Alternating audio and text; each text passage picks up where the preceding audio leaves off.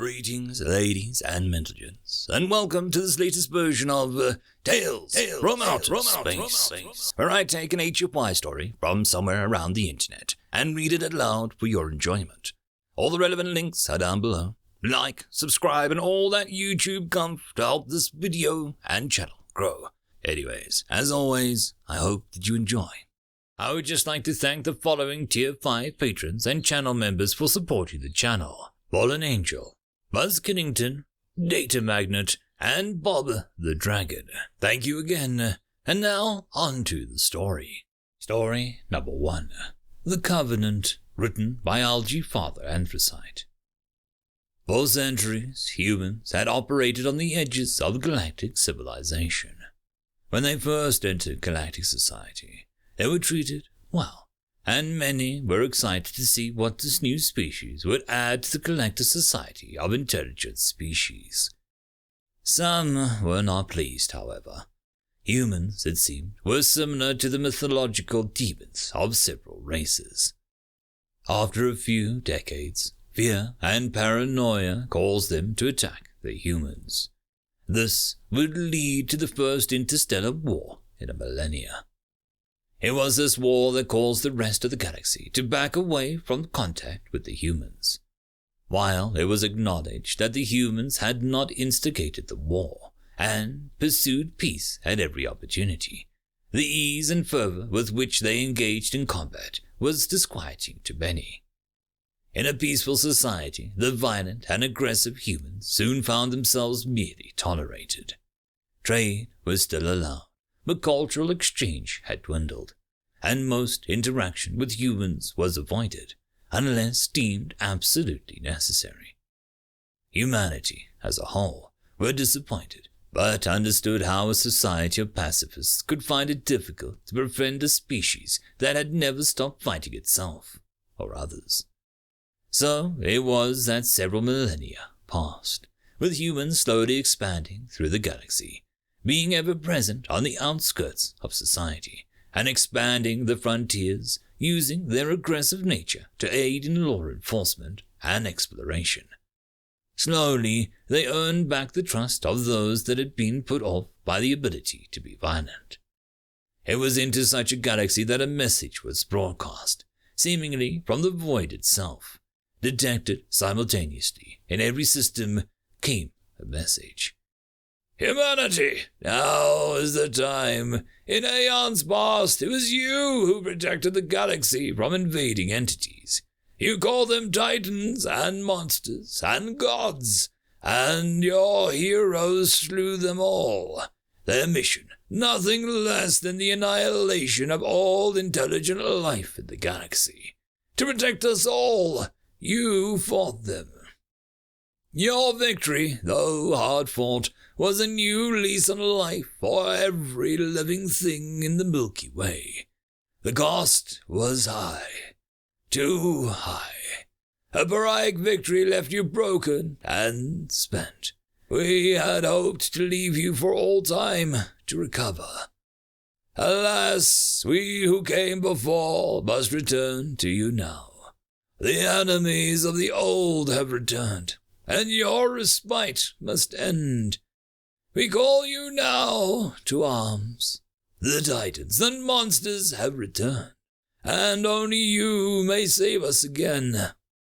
In accordance with our agreement, we will return to you that which we have kept safe. Your prowess and powers shall be returned. We call upon you now to return to being the shield behind which life may secure itself, and the sword which defends it. We call upon you to honor the covenant of old. Humans everywhere heard the message, as did every other species capable of receiving such transmissions. When they heard the message, every human had the same reaction. Wherever they were, whatever they were doing, they started to return to Earth. Within days, the entire population of humanity was on Earth, or hung in space around it. It was then that the covenant was fulfilled, for those who came before returned what they had kept secreted away. Humanity, the bastard child of the universe, the uncouth, violent apes, cast aside. They remembered. They remembered who they were, what they were. Genetic memories, long suppressed, flooded back. Physiological limiters, long thought to be mere evolutionary quirks, were removed. DNA relegated to junk status, suddenly activated. For the first time in ages, humanity was awake, aware, ready, and looking for a fight. End of story. Story number 2. Reference material written by Algae Father Anthracite. It has been less than a centum since the Terrans had entered the collective. However, in that time, they had somehow managed to achieve a great amount of power, influence, and prosperity. It was a constant point of contention with several races that the humans had advanced so far, so quickly. I had, fortunately, a good rapport with my human counterpart, and our worlds were also on good terms. I entered Peter's office, and he waved me to a chair. I sat across from him, getting comfortable in the chair his people had designed for me. He finished the paperwork that he was working on, signing the bottom with a flourish, setting his compad and stylus aside. "Sorry about the delay, Ambassador Lachar. How may I help you today?" "No need to be so formal. This isn't an official visit. I just came to chat for a while," I said. "Ah, I see. You want something to drink?" Peter asked, standing and heading to a small bar in the corner. "I'll take a Tarkasnian Drem wine if you have it," I said. Drem wine was delicious, but notoriously hard to get. Peter smiled at me over his shoulder, a gesture which no longer incited fear in me, but which still made me uneasy. He grabbed a couple stemmed glasses and a bottle and headed back over. He popped open the levered top of the bottle and poured a thick amber liquid into the glasses. He set one near me and said, "I don't have Drem wine, but I think you'll like this as much. To your good health." He raised his glass to mine, and we touched them together in the human fashion. I sipped the liquid, and the sweet, warm feeling spread across my tongue's surface. The tertiary tongue prickled ever so slightly in reaction to the alcohol present, but it was not dangerously high concentration, so it was more pleasant than disturbing. "My, what a lovely beverage! It's not quite as astringent as Drem wine, but has even more depth of flavor. It's almost floral," I said.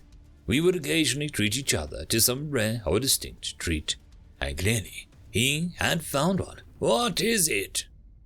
"It's actually a drink from my home world. It's called mead. It's made with a substance called honey. I'm glad you like it," he said, his face split in half with another smile. "I'll be sure to send a crate to your offices. So, to what do I owe this visit, my friend?" I took another sip of the mead before I spoke. I wanted to congratulate you on your latest trade agreement. It was a masterwork to get the Fekjal to adhere to a trade agreement. They are known to return over 99% of the agreements sent to them. However did you manage it?" Peter looked down into the glass of swirling amber liquid while pursing his lips. "Oh, you just have to read the fine print. That is pretty simple to figure out. Detail, Lachar. It's all about the detail and precision. Tell me, Lachar, do your people have books? I know you have literature, but do you actually have books? I know a lot of people from the collective no longer have physical media, and just use compads since they've been around for so long. Yes, we have forgone most physical media, except for artwork and commemorative editions. Why do you ask?" I sipped from my honey wine, as my friend had given me. "On Earth, we always make hard copies, for numerous reasons. We keep a hard copy of everything for reference. We have a library of the World Congress, a copy of each book published, any musical recording, every movie gets added. As you can imagine, over the centuries, its catalog has grown quite large. We have a special profession dedicated to cataloging, indexing, storing, and retrieving any book or resource in the library. When my people entered the collective, we requested a copy of every registered species' procedures and protocols. It was a massive amount of data. It took the better part of 20 years to go through it all, annotate, cross-reference, and index it. The FallenAngel, in particular, accounted for nearly 2 years of that on their own. Their current trade agreement is the result of that effort. If you dig through all the protocol and follow every rule, there are only about 20 days in an annum when the FallenAngel will even accept a proposal. The procedures and protocols they follow are particularly labyrinthian. The trade agreement was maybe 200 pages, but the entire proposal was well over 1,000. We would have been in a vast majority of races when it comes to trade, were it not for our librarians. The collective library is one of the largest reference libraries on Earth now, and is solely dedicated to helping our ambassadorial corps interact with the races of the collective. The librarians are highly skilled, specially trained researchers who collate reports of all relevant material for any collective-related species. The cost was massive, and we spent a small fortune every annum to update and maintain it. But the benefits outweigh the costs. I stared at my friend, my eye stalks drooping in surprise. Such a massive effort was nearly unimaginable. When a searchable electronic copy was available, why go through the effort of manually re-editing? But clearly, it was a practice that had served the humans well. I would need to study up on these library facilities and what they do. End of story. And that, my friends, concludes this video. I hope that you enjoyed, and if you do, please consider supporting the author, even by popping over and leaving a thumbs up or a nice comment, just to show your appreciation for the story. However, if you wish to support this channel, there are links down below which will help immensely. I will see you all in the next one, and until then, I hope that you have a fantastic day. Cheers.